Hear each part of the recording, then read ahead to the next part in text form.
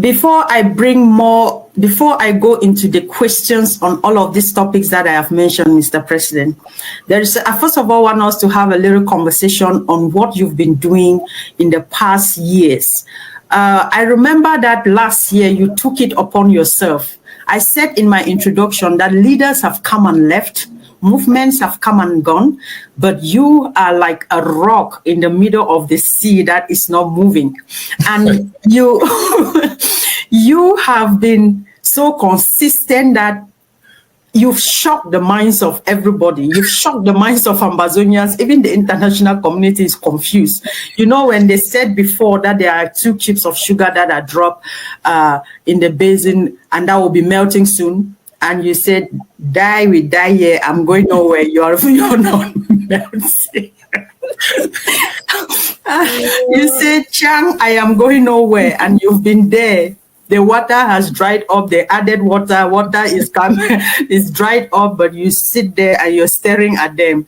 And so, Mr. President, I remember last year you took it upon yourself to speak to Ambazonians state by state. You went into their cultures, you brought out the beauty of that culture, that state, the resources that those states they have, what the elite of those states, the history of those states, the fighters that were in that state. You brought out so many things to sell the Ambazonian culture to the people who did not even know about their own cultures. Yes. And you took your time such that we all got educated via this state-by-state address, because the things you brought out during that time, none of us, of course, our history has been distorted over the years, but you brought us the raw and undiluted history of these respective states.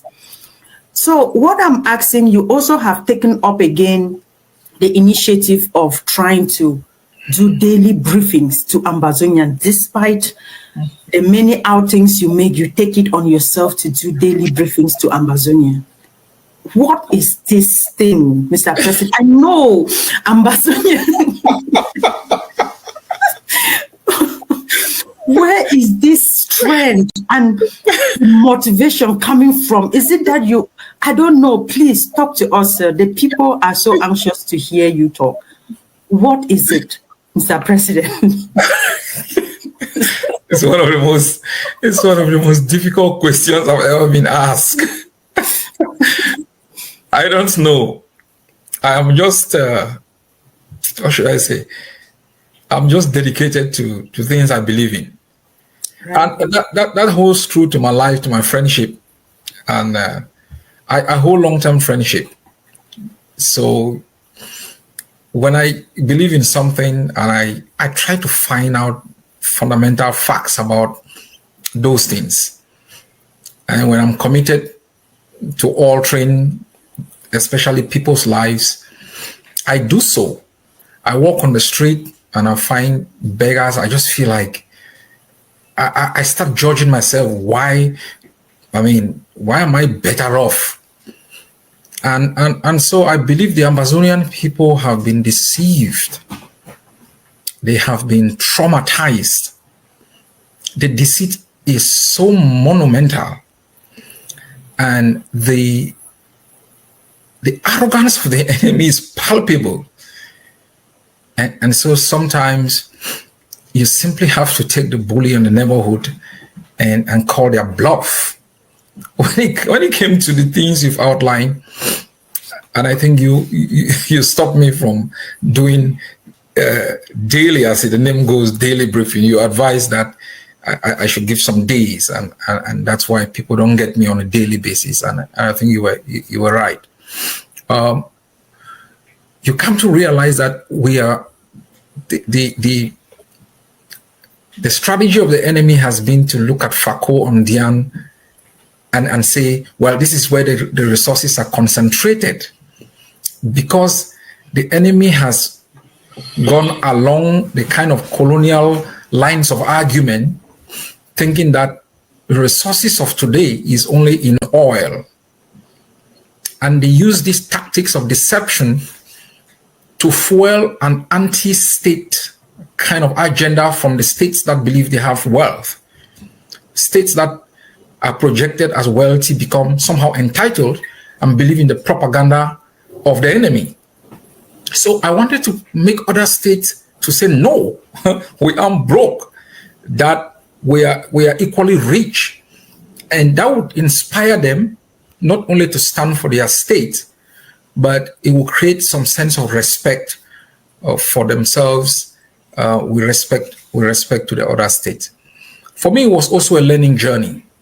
I'm fighting, I'm leading, but I read on a daily basis to know my country, to understand the cultures of others, to use that knowledge to overcome certain barriers, certain, I think you are aware that different nationalisms within Ambazonia have been denigrated.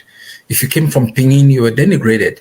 You came from Bafut, you were called Seven Kata. It was a denigration. Instead of seeing that connotation as a name or connotation of power and empowerment. If you came from Kwakwa, you were given certain names. I just wanted to educate Ambazonians to believe in themselves, to embrace their culture, and that embrace will begin their own personal liberation from the deception of the enemy. Okay. And to be honest, you did a great job, and Ambazonians really appreciated you for what you did, because most people, even people from Bafut, most of them didn't even understand the cultural values, the Bafut tradition itself, the history of Bafut and what Bafut did during the colonial time. Exactly. And so you brought up, you gave us that undiluted education, but still, despite these sacrifices that you're making, Mr. President, we still had people on the social media saying, "Oh, you're doing all of these daily briefings, or you were trying to speak to